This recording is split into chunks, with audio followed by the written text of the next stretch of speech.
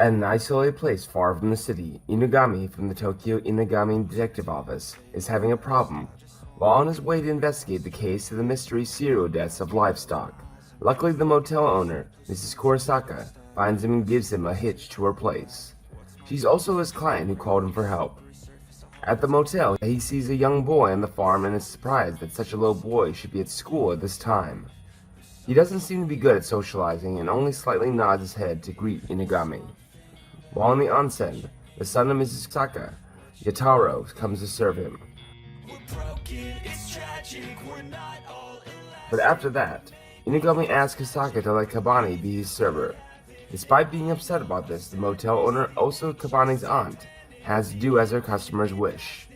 The boy carefully washes himself so that he'd be able to serve his precious customer. He then tells Inugami about the recent deaths of his livestock, making the man surprised. Kabane was asked to clean up those smelly corpses as well. Until now, there were 6 chickens that were strangely killed. Something ate most of their organs, and the most important part is that nearly every case happened after the new moon. Inugami really appreciates such a great observation ability of a 13-year-old boy like Kabane.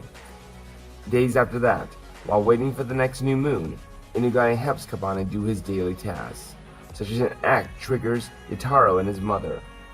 One time, while making the garden, Inugami notices a stone Kabane is wearing on his neck, which he's had since he was born. The stone might be the last thing from his parents before they abandoned him. Taking a look at the stone, Inugami realizes it's a life stone, which is only created on a special occasion and very valuable. Then, Inugami asks the boy if he wants to find his parents, because Inugami is a great detective who can help him with this. Kabane is glad to hear that, as he really wants to meet his parents. On the new moon night, when Kabane is waiting for Inugami, suddenly, Yataro approaches him telling him he isn't pleased when Kabane can serve a customer from Tokyo. Yataro takes the life stone on his cousin's neck. Kabane unexpectedly turns into a demon, frightening Yataro and making him run away. When Kabane holds the life stone in his hand, the demon inside him is trapped again. Inugami finds Yataro sitting in the dark. The boy's feeling guilty, as he thinks he's the culprit Inugami is looking for. Inugami shows the young boy his tale, and explains that from ancient times, demons have always been hiding themselves from human knowledge. But recently, they started to have closer relationships with humans and even have babies with them. And Kabane is the half-ghoul baby of a human and a ghoul, just like him. Inugami has the transforming skill of the Tanuki. The life stone that Kabane's parents gave him is to help trap the demon inside of him. Inugami can make sure that Kabane isn't the livestock killer. It must be something else. Meanwhile, knowing firmly that Kabane isn't human, Yataro recalls a time when they were 5. He accidentally pushed Kabane at the canal and killed him. But at dinner, Kabane came back just like nothing had happened. When Yataro gets to the inventory door, he's attacked by 2 wolf ghouls and passes out. Fortunately, Inugami and Kabane come just in time to save Yataro.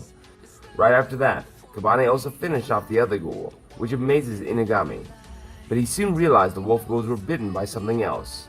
A deer ghoul appears nearby and attacks both of them, but as its neck is pretty thick, Inugami isn't able to cut its head off. Kabane then uses his bare hands to dismember its head easily. Later, Inugami tells Kabane the truth, that it was the motel lady that hired him to kill the boy. Maybe she was told by Kabane by her sister, Kabane's mother. Then he asks Kabane if he wants to find his parents. Kabane unexpectedly says no and asks Inugami to shoot him. After one shot right into the boy's head, Inugami completes his mission as promises the motel aide to help her tidy up the corpses. Kabane wakes up finding that he's in Inugami's backseat, heading to Tokyo. Inugami tells him that such a ghoul like him can't be easily killed as a result of a fast healing ability, so the shooting mark isn't in his head anymore. Inugami takes the boy to his office. Here, he meets 2 other kids about his age. Inugami introduces Akira and Shiki, who are his employees at the office, to Kabane. He announces to recruit Kabane to the demon detective team. As they're half ghouls, they can easily figure out the ghoul. That's why they're called the ghoul experts. Inugami takes the kids to join the next mission. At the crime scene, the rescue teams try not to let them in, but Inugami tells the kids to come inside the house anyway. They find out that there are 2 people in the room with many bugs around them. Akira is scared to death when she sees the bugs, which are called Senshichu, 3 corpse bugs. In this mission, killing the bugs is easy, but saving the 2 people in the room could be a little difficult. It's a 50-50 chance. Shiki thinks that he can use his spiderweb to tighten the bugs and easily get in, but the bugs eat his threads. Kabane takes his turn and steps into the room. Inugami explains that a ghoul is blood-free, so the bugs can't inject anesthetics to Kabane's body. Plus, Kabane doesn't feel pain or anything when the bugs are all over him. When he picks up the bugs' favorite food, they disappear right away. Inugami tells the rescue teams that everything is done and no one has their lives threatened. Kabane also feels a little about family. After that time, Shiki is more open to Kabane and lets Kabane sleep in the staff's room instead of the sofa. This video ends here. The name of this anime is written inside the description below this video. Thank you for watching my video. If you feel you like it, please click like and subscribe to support me.